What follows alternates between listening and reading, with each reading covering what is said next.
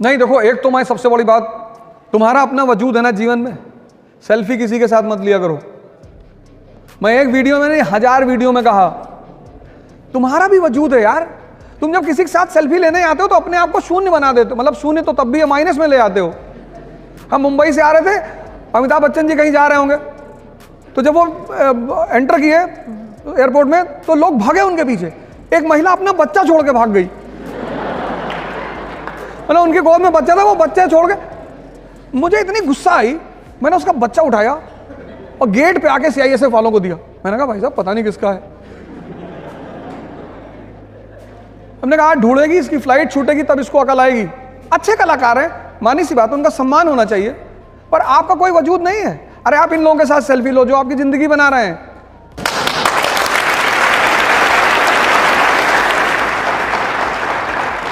आप किसी को भी सड़क पे देखते हो, भैया भैया। एक नया भिखमंगी कम्युनिटी पैदा हुई है सोशल मीडिया पे, प्लीज लाइक एंड सब्सक्राइब।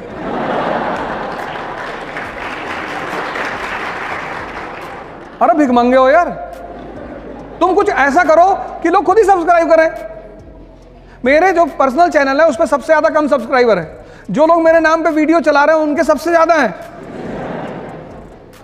मेरे इंस्टाग्राम पे 2000 सब्सक्राइबर। मेरे चाचा का मतलब भाई का लड़का है, उसके इंस्टाग्राम पे 10 लाख सब्सक्राइबर, और मेरे ही नाम पे चला रहा है और हर मैसेज मेरे नाम पे डालता है।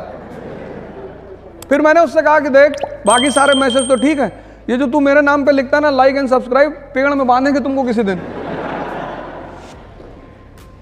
तुम अपने वजूद को मरने मत दो। आज की जनरेशन को, आपकी तो जनरेशन थोड़ी सी आगे निकल गई, अब जो आ रही पीछे, इसका नाम रखा मैंने Maggi generation. 2 minute.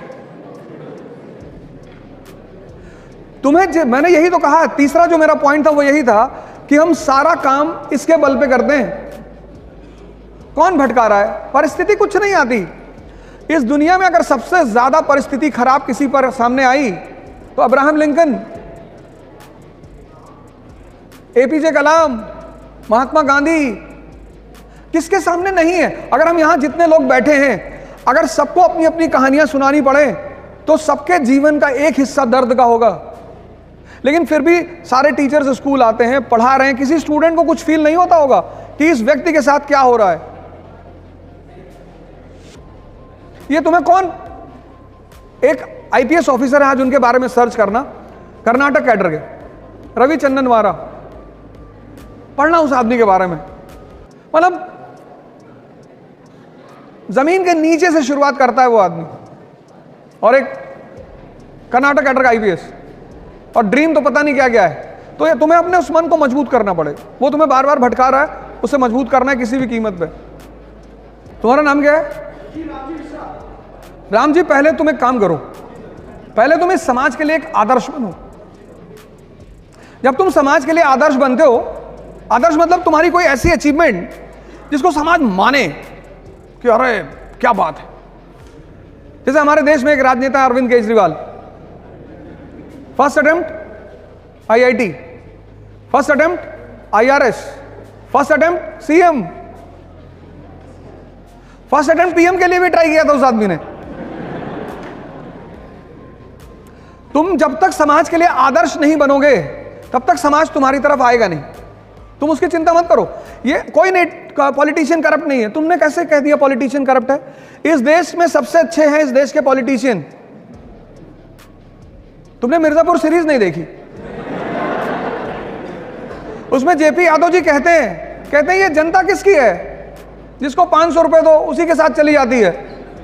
Corruption public में है, करप्शन पॉलिटिशियन में नहीं है। ये हम बहाने बनाते हैं। इस देश की हमेशा आदत रही है दूसरों पर ब्लेम डाल। भैया हमको महमूद गजनी ने लूट लिया, भैया हमको तैमूर ने लूट लिया, भैया नादिर शाह ने लूट लिया। तो तुम क्यों बटे हुए हो? आज भी तो ये देश बटा हुआ है। जिस देश को इतनी बार लूटा गया, इतनी बार मारा गया, और सबसे बुरा किसने मारा? अंग्रेजों ने। उस देश में तुम्हें एकता दिखाई पड़ती है? पहली इस देश की प्रजा को, जनता को समझना होगा। जब इस देश की जनता समझदार थी, अच्छी थी, तो राम मनोहर लोहिया जैसे लीडर थे, शास्त्री जैसे लीडर थे। ठीक है, तो तुम पहला एक काम करो, तुम एक आदर्श बनो, कुछ करो जो समाज एक्सेप्ट करेगी, वाह जिल्ले इलाही, और फिर मैं तुम्हें बताऊंगा अच्छा पॉलिटिशियन कैसे बनना है। प्रणाम सर जी। सर मेरा नाम आकर्षित दीक्षित है। सर एक बहुत छोटा क्वेश्चन है सर। हाँ, सेल्फ डाउटनेस कभी लगता पहाड़ पर टाल डालेंगे दुनिया हिला देंगे, तखत उठता नहीं कभी कभी, तो कभी कभी ऐसा लगता है कि क्या हो, उसका बताइए। नहीं, तुम अपने आप को कब आज तक कभी आंख बंद करके अपने आप को समझने की कोशिश की? कितनी बार? 1 घंटे आंख बंद करके बैठते हो? हाँ, मैंने सुन इस बात को, बहुत अच्छी बात है। कहता कभी कभी मन होता है कि पहाड़ उठा लेंगे, और कभी कभी पत्थर नहीं उठता हाथ से। कितनी अच्छी, कितनी ईमानदारी से ये आदमी बात कह रहा है। ये हम सबकी हकीकत है, ये हम सबकी हकीकत है। ये जो आदमी बात कह रहा है, ये एक आदमी की बात नहीं, ये हम सबकी है। तो सुनो क्या होता है उसमें, ये जो तुम्हारा सबकॉन्शियस, ये जो सारा ये मन ही तो है। हाँ, वो ऐसे चलता है, ऐसे पैराबोला बनाता है, ऐसे विचार फेंकता है, विचार। बस बस बस बस इसको पकड़ लो। कबीर ने कहा कि जो व्यक्ति अपने मन को अपना गुलाम बना लेगा, बस वही इस दुनिया पर राज करेगा। क्योंकि जैसे तुम्हें 4 बजे उठना है, अब तुम्हारी नींद खुली 4 बजे, अब इसने तुमसे क्या कहा कि 5 मिनट और। इतनी ठंडक में कौन उठता है? नेहरू जी 11 बजे सो के उठते थे। तुमने एक बात इसकी गौर की, जो काम इसे तुमसे कराना होता है उसके लिए बड़े अच्छे अच्छे एविडेंस देता है। ये कोई सिगरेट पीता है तो उससे कहता है नेहरू जी भी पीते थे, स्टालिन भी पीते थे। अरे स्टालिन नाली का पानी पीता था, पियोगे? बस जैसे ही तुम्हारी 4 बजे नींद खुले और ये तुम्हें राय देने लगे, उसको राय को पकड़ लो तुरंत कि अच्छा हम ही को समझा रहे हो। इस दुनिया में हर व्यक्ति अपने मन से परेशान है, लेकिन चूंकि वो उसे देख नहीं पाता, इसलिए दूसरे को परेशानी का कारण बताता है।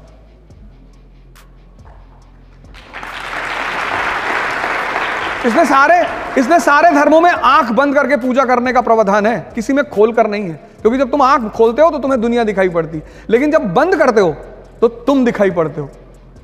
तो अगर तुम 4 बजे उठ सकते हो, अगर तुम अपने आप को डिसिप्लिन कर सकते हो, मतलब तुम ताकतवर आदमी हो। हाँ सर, हटा देंगे सर। बस धीरे धीरे करो, 1 साल लगेगा।